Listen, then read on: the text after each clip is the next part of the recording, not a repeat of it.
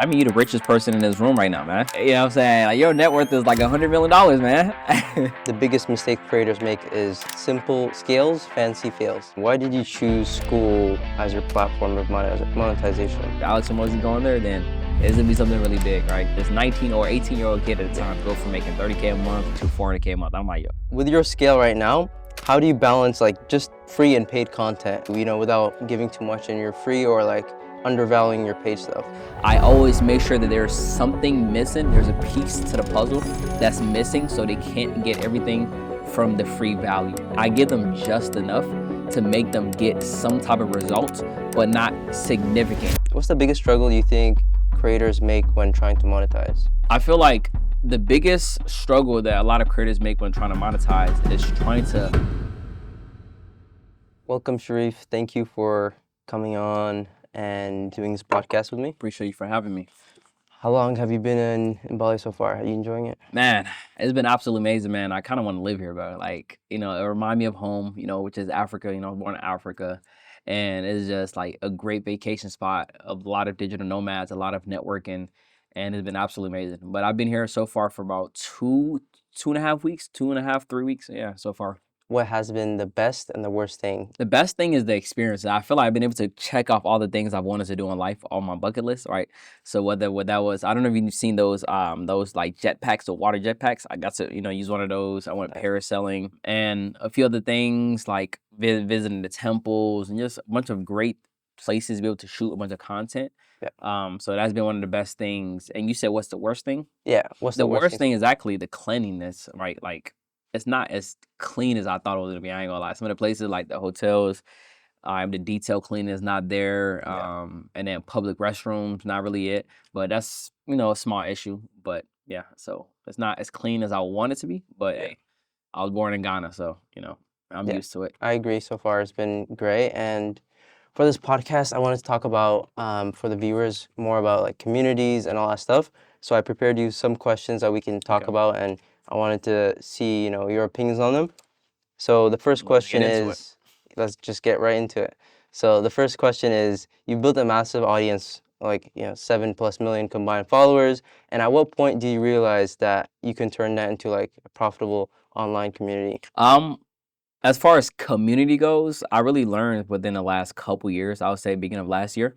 That was when I was seeing people like Eddie Cumberbatch talking all about Skool, was going crazy, all of my For You pages. I'm really seeing this guy go from this 19 or 18-year-old kid at the time, go from making 30K a month to skyrocketing to 400K a month. I'm like, yo, I need to hop onto this, right? And I'm seeing Hamza talking about it, doing 100K, 200K months, and MRR. And I'm like, you know what? I think this might be the wave, you know what I'm saying? So I'm like, I was literally just going off of, I had just really just launched my first program. And so I'm like, I was on WAP at first, right? Well, actually, it was Discord at the time. So I was on Discord running my community. So I already wanted to run a community. I'm like, you know what? Let me run a community. And it was low ticket MRR. And then when I saw the Skool thing, I'm like, yo, this is going crazy. And I saw Skool, when people first start talking about it, but I didn't know it was gonna be as big as, it was getting to. But when I seen people revenues going up, I'm like, you know what? Let me hop over here, right? And it was a no-brainer when I saw Alex Hormozi hopping over there. I'm like, you know what? Let me go over there too, right? If Alex Hormozi going there, then it's gonna be something really big, right? So then I started doing a little more research into it. Then I got my COO to do some research. He did some market research. He's like, you know what? I can help you, right? So he built my community, and then we just went crazy ever since then. Yeah, I was in the exact same boat as you when I start seeing everybody blow up and all that stuff, and that's how I got introduced to the space as well. Like you mentioned, Eddie Cumberbatch, and since then it's been great. I just stuck to it. I've seen people come and go. Like you said, 100%. MRR go up and down, but I feel like it's one of the great ways to make online income and to create, build something great. Yeah, and I don't know if I answered your other question. I think you asked what's another reason why I stuck to it, something like that. But it was actually what you just said with the MRR, right? That was a no-brainer. I'm like, okay, every single month I'm kind of starting off zero again. Every single month I have to start off zero. And of course I'm going to make money, but I always have to start off at zero. But the MRR game was like, hey, you already have the money that's guaranteed is going to hit. And of course, as long as your retention is great, you don't have too much churn, like you are literally making more and more money every single month because of course I'm still bringing more and more people into the community. As long as the churn is not greater than the amount of new people just joining, it's a net positive for me. So it's just gonna keep growing more and more and more. And that was also I saw the bright side to that. I'm like, you know what? I know I can make an awesome program, so let me go ahead stick with the MRR. There's different metrics to it too, but love that, and then just kept us in the green every single month. I mean, I didn't really have too much overhead, but it was still nice to know I'm guaranteed a certain amount of money to hit every single month. High profit margins, like you said, a Exactly. small team, and you're working on, if you set up correctly, you're working on something that's, pretty fun and, location freedom and all that stuff. Exactly. So it's one of the hidden gems of online. Communities, online info product space, 100%. Yeah. And another question, why did you choose Skool as your platform of monetization? The reason why is because that was the one that was popping off the most. Honestly, that was the one that I've seen the people that was doing the most amount of revenue. At least that was open publicly about it. Was talking about it was Yeah. Skool, and all the people that was trying to get to the heights of, they were all hopping over there, right? So it was kind of a bandwagon, honestly. Or like I see all the top people going over there. I'm like, you know what? Let me hop over there. Alex always hopped over there. I'm like, you know what? Let me hop over there as well. And that was the only community platform that I knew of at the time, the biggest one other than Discord, which there wasn't really structured how I wanted to. And what I liked about Skool was it was already built for communities. And as far as I knew, that was the only one that was out there at the time. So that was also one of my main reason for choosing Skool. It was like I wanted to build a community. It had all the tools necessary to build a community, and it was easy. The user interface looked super simple. I'm like, oh, this is great. Let me go hop on here. And I made a trial and I saw it. I'm like, yo, I gotta switch everything over here. And I went from Discord over to Skool. Okay. And what has been one thing you wish you knew before launching your first product or like your first community? Honestly, just not to overthink it, right? Because for a long time I was like, you know what, just trying to make sure I have everything all built out before I even launch the community. And I wish I knew. I mean, eventually I did learn it and I started implementing it. But I wish I knew off bat, hey, I can launch a skeleton. You know what I'm saying? Like there don't have to be anything in there. Just sell air. Yeah. Sell the air, get people in there, and Minimum then viable once community. actually Yeah. exactly. But to let them know, hey, ain't nothing in here right now. But you get the pre-launch price. Get up in here, and that's just gonna let me know what products to sell to make sure that it's actually even sellable before I even start investing all my time into it. I know, hey, Yeah. people are already buying this when there's nothing in here, so of course I'm gonna put and invest more time into it and more energy into it because they're already buying the air. So Yeah. what if I actually put some stuff in there, right? So yeah, I just be transparent, let them know, hey, nothing in here right now, but this is what's gonna be in here. People get in there, boom. So I wish I knew that sooner, but I did learn that still relatively early on though. That's good. Yeah. They get closer to, they get in early something. People always like finding stuff early. They build it with you. That's the Yeah, part. You do, 100%. and then you do research, like you said, people buying it, and then you iterate. Like Sam Ovens was talking about once, how he built Skool, and it's something similar. He started small, getting a batch of people in early, and then getting feedback, improving it, getting another batch of people, and then same way as some people do like beta launch, and then 1.0, 2.0, they keep Yeah. improving the product. So that's the best part of I actually want to starting. ask you a question. Yeah. You're actually really tapped in with the executives of Skool, right? The back end people, right? The top dogs of Skool. How do you even get there? Like I'm just like, yo, like what did you do in order to get so many powerful network of people to be able to just have casual conversations with them? Like does that not excite you? Do you think about that sometimes? Like this is crazy. Like how did you do it and how do you feel about it now? So at first, yeah, it started like, as I just, first it started with a comment, a like, them commenting on my post and all that stuff. And it did feel like, oh, I'm doing something right.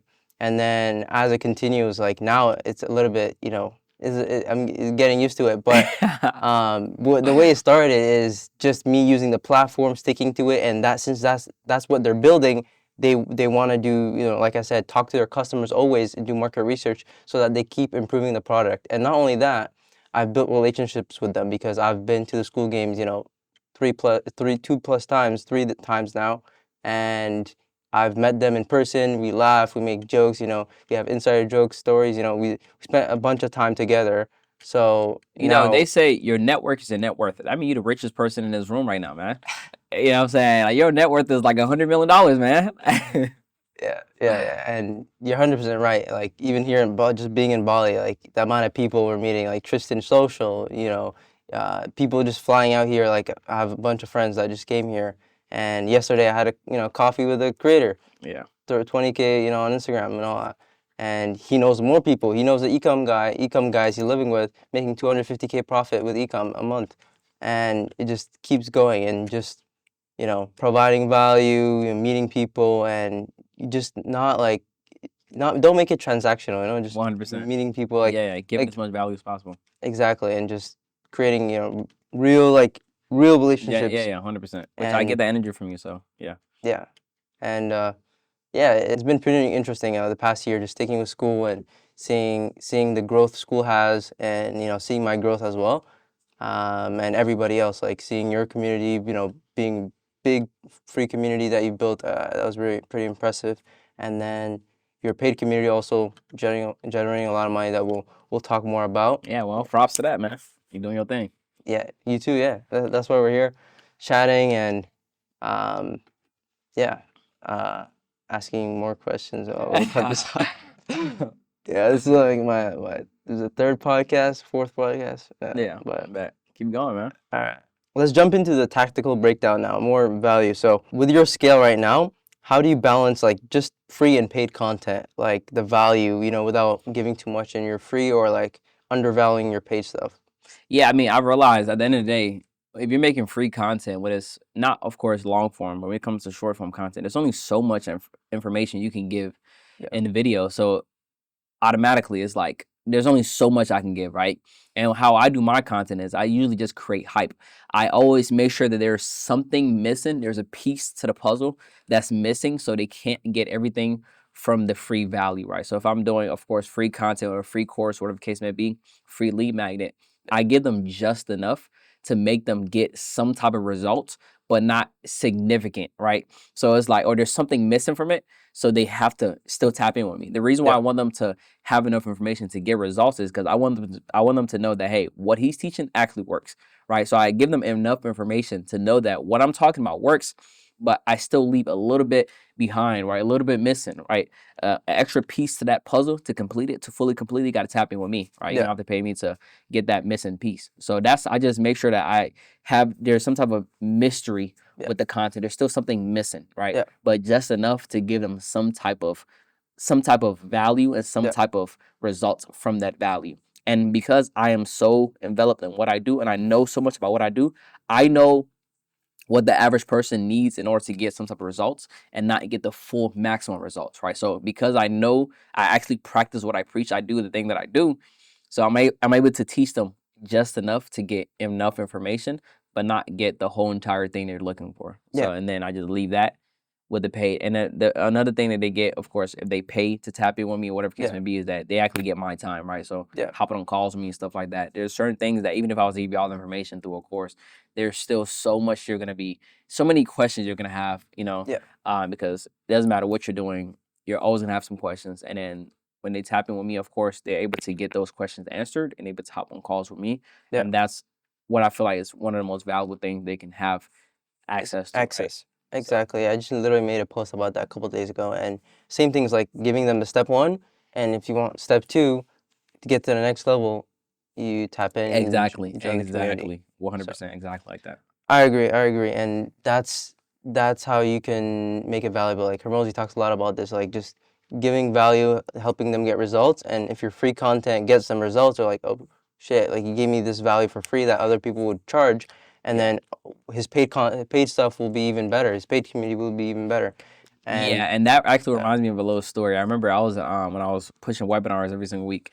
There was a guy, he came through the webinar and he didn't purchase. I remember his name, and he was talking. He was all in it. I remember his first and last name, and everything like that. He was talking like, man, I don't know. I'm so skeptical. I'm this. So I'm like, you know what? Here's a link to my free community. So he joined my free community, and in my next webinar, he literally was one of the first people to buy, right? Because I recognized the name because he said he was so serious. Remember, he was like giving his whole life story and all type of stuff like that. He just came out of jail and he just trying to, better his life and everything. yeah, So as soon as I dropped the payment link, he bought it, and I thought it was the guy, but I wasn't 100% sure, but I was very certain. But then one of the things I had was a free onboarding call, right? Of Yeah. course, on the onboarding call, of course, the chance to upsell, whatever the case may be, and the chance to be able to get to know my audience. So it was Yeah. like 15-minute onboarding strategy call. I hop on a call with him, and he instantly let it out. He's like, hey, I was on a webinar, I was skeptical, but I went Yeah. to your free community. I got so much results. I'm like, I have to pay this guy because I'm already getting results of the free content. Yeah. What am I gonna learn if I was to pay him? So he told me that right there on that call, and I'm like, it's working, because like I'm giving so much information off of just the free content alone that he knew I gotta pay this guy because I'm already getting results off the free stuff, and Exactly. that's what let me know that what I'm doing is working. Exactly, exactly. And that's exactly what Hermosi preaches, and that's been working for you and many, many other people. And yeah, I got this question while we're working with communitylaunch.com. Yeah. I got this question like 15 plus times of like, how much should I put in my paid community? What's a good amount? Should I be giving the real value?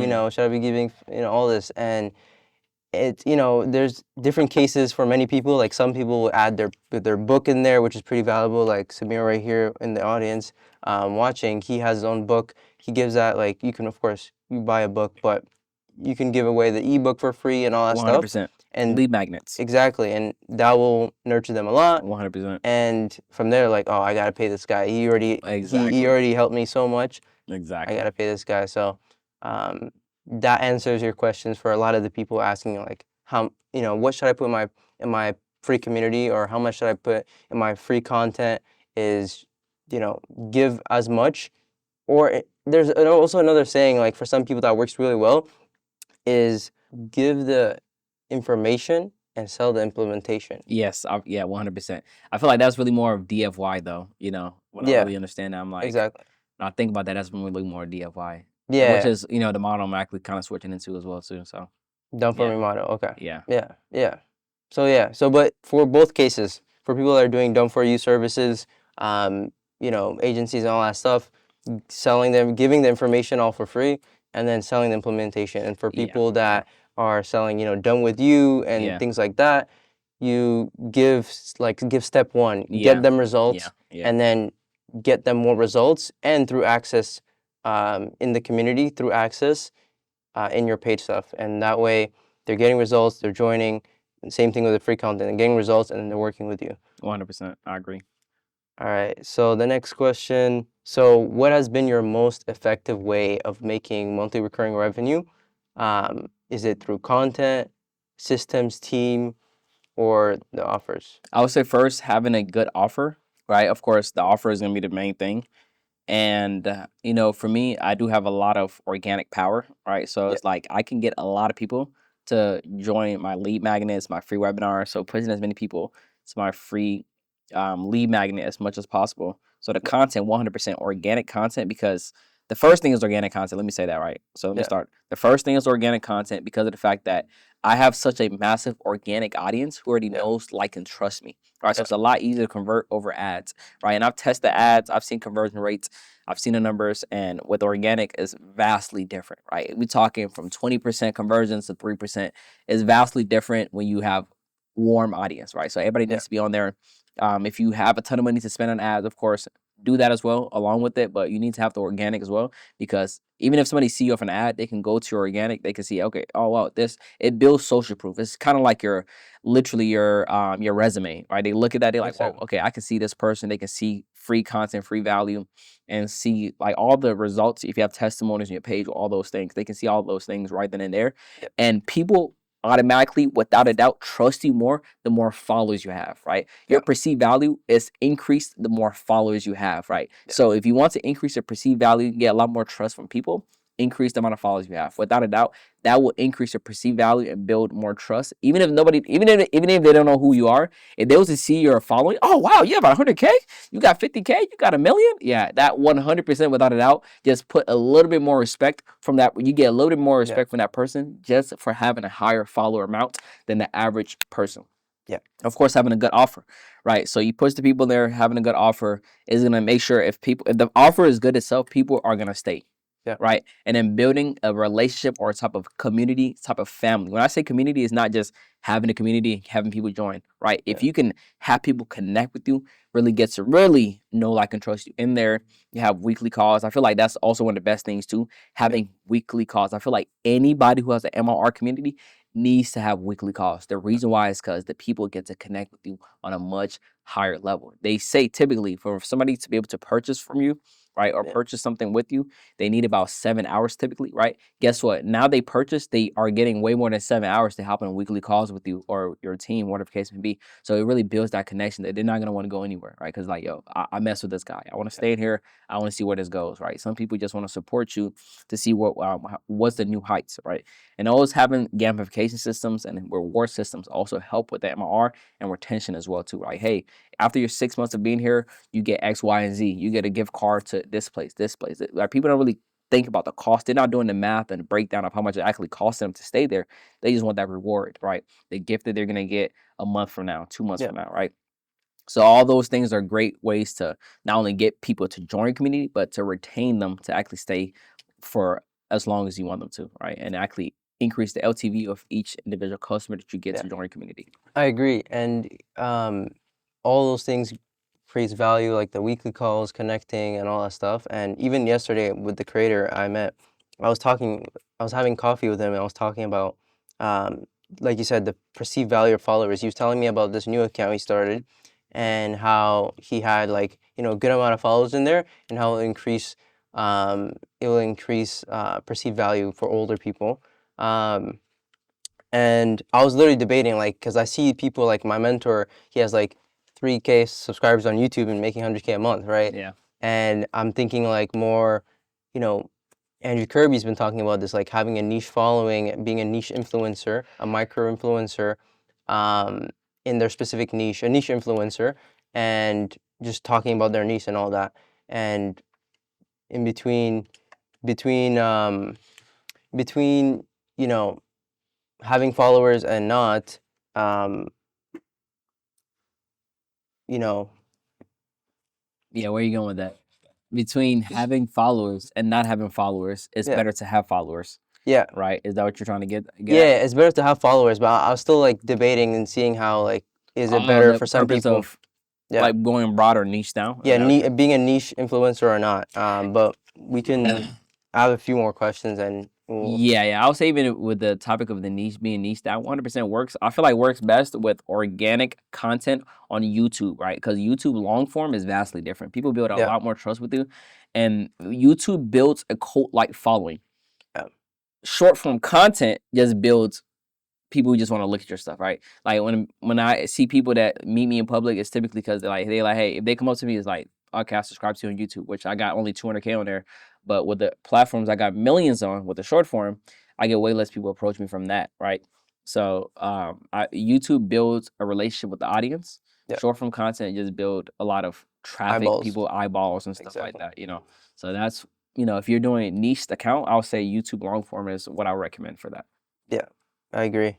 And I've seen people do, like I said, my mentor doing 100K a month, other people doing really big numbers with a small YouTube channel, but they're um, very niche down and a lot of value Yeah. and stuff. Yeah, it's definitely great without a doubt. But yeah, I would say definitely YouTube is the way to go if you want to be really niche down.